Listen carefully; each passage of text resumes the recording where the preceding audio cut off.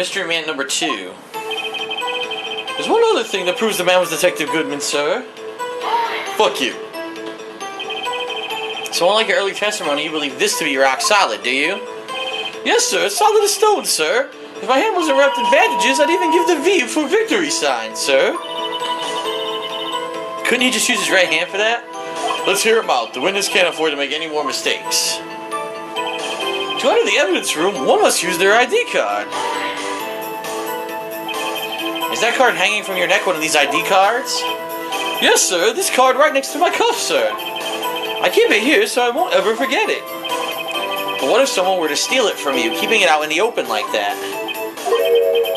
Maybe I shouldn't wear it around my neck. Remember when I said 2 out of 3 times my tie gets stuck in my car door when I get out? Well, the remaining time my ID card gets stuck. Instead of the door closing, my ID card chokes me. Maybe I should just leave this one alone. At any rate, each police officer has only one ID card. Both the police department and the holy shit, and the prosecutor's office can attest to this. Please proceed with your testimony. When an ID card is used, there's a record of it. Let it be noted that this is the record the witness referred to.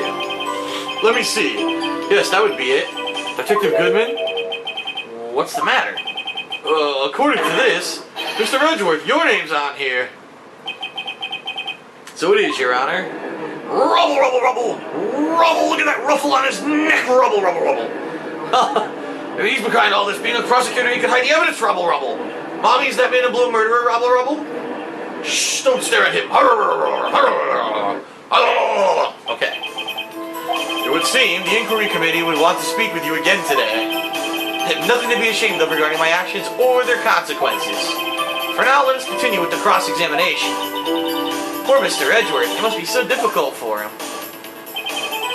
At the time of the crime, the detective had used his card. Earlier, I believe you testified that when you asked the man to show his ID card, he pulled a knife on you. Yes, sir, you didn't show him any ID card, sir. Don't you think that's odd? I mean, if he had his ID card, all he had to do was show it to you. There wouldn't be any reason to draw a knife. Maybe he just panicked? Everything stems from contradictions. Let's point them out. Mr. Wright, what do you think? I'm confused. What? The problem with this ID card testimony is far too obvious. It's not like Edgeworth to miss something like this. You're thinking too hard about it. Come on, let's show them what we got. I know exactly what it is. We found his ID card at the scene of the crime where he was murdered, so obviously he couldn't have had it at this room, I guess? I don't know. It doesn't really make sense. Fuck it. I'm gonna present his ID card. I guarantee that's what it is.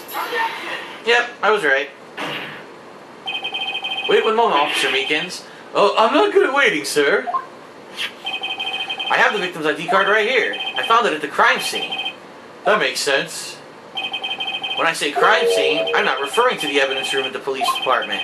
I mean the other crime scene, the underground parking lot at the prosecutor's office. Your Honor, I have one more piece of evidence to present. It's a very important clue regarding the victim's ID card.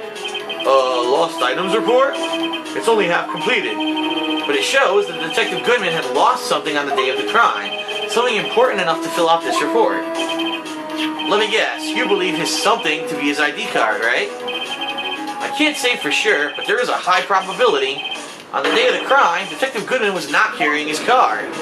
Oh, rubble, rubble, what a klutzy asshole, rubble, rubble. Order. So now, what does this all mean? It can only mean one thing. It doesn't require much thought. The man Officer Meekins encountered in the evidence room was not Detective Goodman, but rather the man who stole his ID card. Whoa, rubble. Order. Does the prosecution have a response? I have only one thing to say to the defense. Bravo, Mr. Wright. Bravo? Allow me to summarize the defense's argument. At 5:15 p.m. on the day of the crime, the man Officer Meekins encountered in the evidence room was not Detective Goodman. There are 2 grounds to support this. First, the locker in the evidence room was already unlocked. Second, the victim lost his ID card. Am I correct so far, Mr. Wright? Yes. What's he up to? That being the case, we must inevitably arrive at a single conclusion. If the victim in this video is a fake, then the murder in the evidence room is also a fake. In other words, the security camera does not show the instant of the murder. That is, well, I guess that's right. Is something wrong, Mr. Wright? Only moments ago you seemed content to be pointing your finger around. This isn't good. Well, well. It seems you finally realized exactly what you've gone to such lengths to prove. Explain yourself, Mr. Edgeworth. The defense has already done the explaining for me. The victim in this video is a fake, which means the murder did not take place at the police department at 5:15 on the day of the crime. So the real crime could only take place at one location, the underground parking lot at the prosecutor's office. The murderer being Miss Lana Skye, the defendant. The evidence is compelling. A trustworthy witness observed the moment the defendant used the murder weapon. Ah! Ho ho, rubble rubble, what a moron, rubble rubble. Framed his own client, rubble rubble.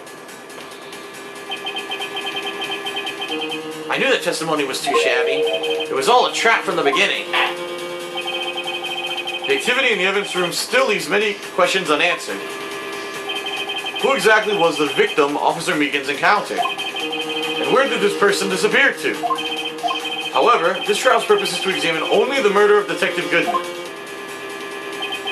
Just so, Your Honor. Mr. Wright, you have to do something, or else Lana...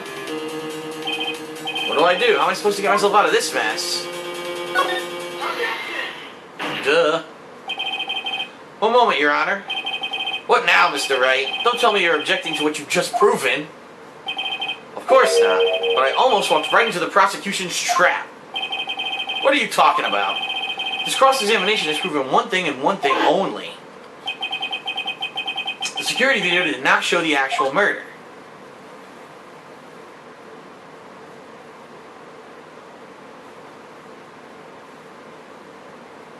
Okay.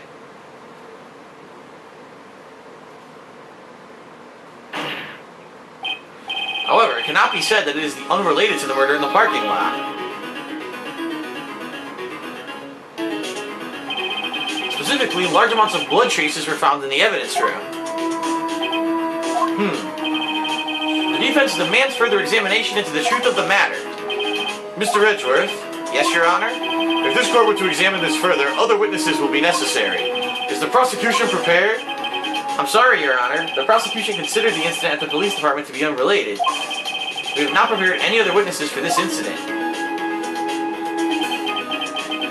This just might be my chance. Time to call a certain Texas Ranger to the stand. Mr. Wright, do you mean... Your Honor, the defense would like to request a specific witness. Oh, whom do you have in mind? Someone we have reason to believe knows the truth. The truth behind the activities that took place in the evidence room. The prosecution... I did the wrong voice. The prosecution requests to hear this person's name before deciding whether or not to comply. Very well then, Mr. Wright. This person with whom you have to testify, what is his or her name? Duh, we just said it was going to be Jake Marshall. Officer Jake Marshall. Why him? I can't let him know everything just yet. He's in charge of the evidence room. I feel we should hear what he has to say. The prosecution agrees to the defense's request. Since he was responsible for guarding the room, we should hear his testimony. Fortunately, he works in the police department. We shouldn't need longer than 20 minutes to prepare. Very well. The court will take a 30-minute recess while the witness is subpoenaed. Will the prosecution please prepare the witness during this time? We will, Your Honor. Court in recess. Ho, ho, ho.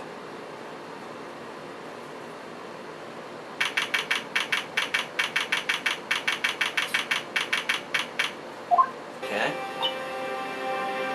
Wow, she's talkative.